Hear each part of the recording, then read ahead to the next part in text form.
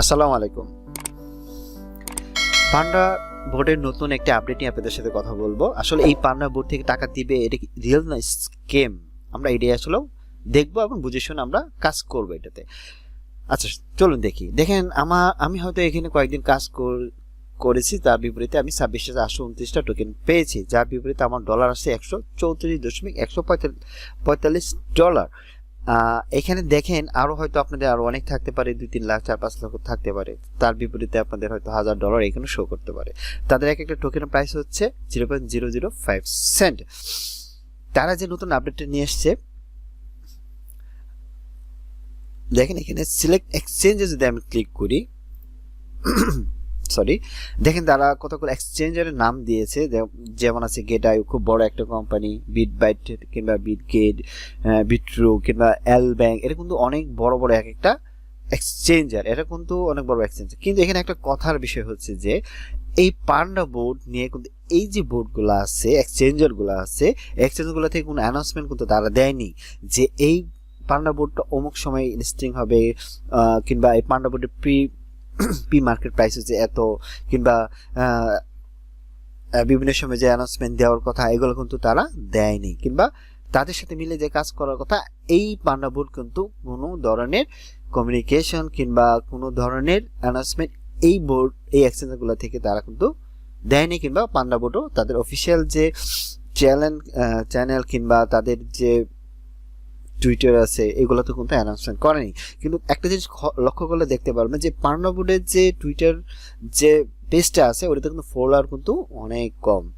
যাই হোক, বাকিটা আপনাদের ইচ্ছা, দেখা যাক কি হয়। আসলে এইখানে যে দেখেন তারা উইথড্র অপশনটা এইটাতে হয়তো পরেও এক্সচেঞ্জ করতে পারে। আপাতত তারা অন চেঞ্জ উইথড্র দিচ্ছে, কিংবা স্কাই এক্সচেঞ্জ এই দুইটাতে দিচ্ছে। নীল স্কাই এক্সচেঞ্জে তারা যে উইডো অপশনে দিচ্ছে, এইটার নাম কিন্তু আমরা প্রথমে শুনলাম, মানে হয়তো থাকতে পারে, কিন্তু আমার জানা মতে আমি এটা ফার্স্ট শুনলাম যে নীল স্কাই এক্সচেঞ্জ এই নামে একটা কোনো এক্সচেঞ্জার আদৌ আছে।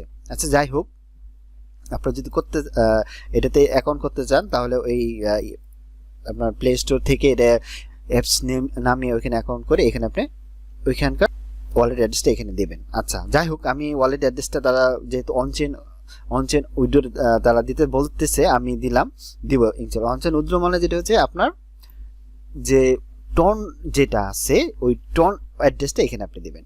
Enter your on-chain withdraw address, মানে আমি টন অ্যাড্রেসটা এখানে দিব। আমি আগে থেকে কপি করা ছিল, আমি এখানে এনে পেস্ট করে দিলাম ইনশাআল্লাহ। হ্যাঁ, ওইগুলো সাবমিট করে দিলাম। হ্যাঁ, অনচেন উইড্রো তে আমি করলাম, দেওয়ার পর হইল। আচ্ছা, আমি এরপর হোমে আসলো, কি কানেক্ট ওয়ালেটে ক্লিক করব, তাহলে আপনার আসলে গোমরটা ফাঁস হয়ে যাবে যে আসলে তারা কি চাচ্ছে। ওকে, টন কিপারে যাব, যদি শো কিওর আমি দিলাম, যেহেতু আমার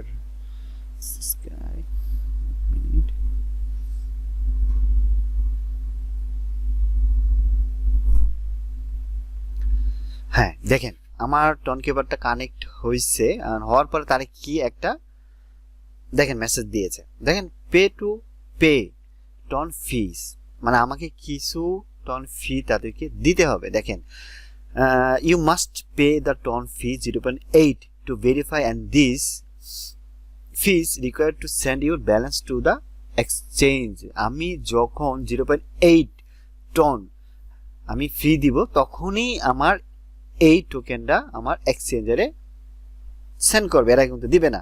সো আপনারা যখন এই ধরনের কোনো অপশন দেখবেন, আপনারা চিন্তা করে কাজ করবেন যে আসলে 0.8 টন আসলে এটা কিন্তু 700 থেকে 800 টাকার একটা ব্যাপার। আপনারা এইটা চিন্তা করে তারপরে কিন্তু দিবেন। আর সবচেয়ে বড় কথা হচ্ছে এই পান্ডা বোর্ড কিন্তু বড় কোনো এক্সচেঞ্জার এর কিন্তু তারা কিন্তু অ্যানাউন্সমেন্ট দেয় নাই, কিংবা নিজেরাও কোনো অ্যানাউন্সমেন্ট দেয় নাই, কিংবা তাদের টুইটার পেজেও কিন্তু অ্যানাউন্সমেন্ট দেয় নাই যে তারা তাদের পেজ তাদের এক্সচেঞ্জারে তারা লিস্টেড করবে, কিংবা তাদের যে এইখানে সিলেক্টেড এক্সচেঞ্জারে যে তারা নিচে যে কয়েকটা এক্সচেঞ্জে তারা দেখিয়েছে, এই এক্সচেঞ্জারগুলোতেও কিন্তু তাদের কোনো অ্যানাউন্সমেন্ট আমরা পাই নাই যে এই পান্ডা বোর্ডটা এখানে লিস্টিং হবে।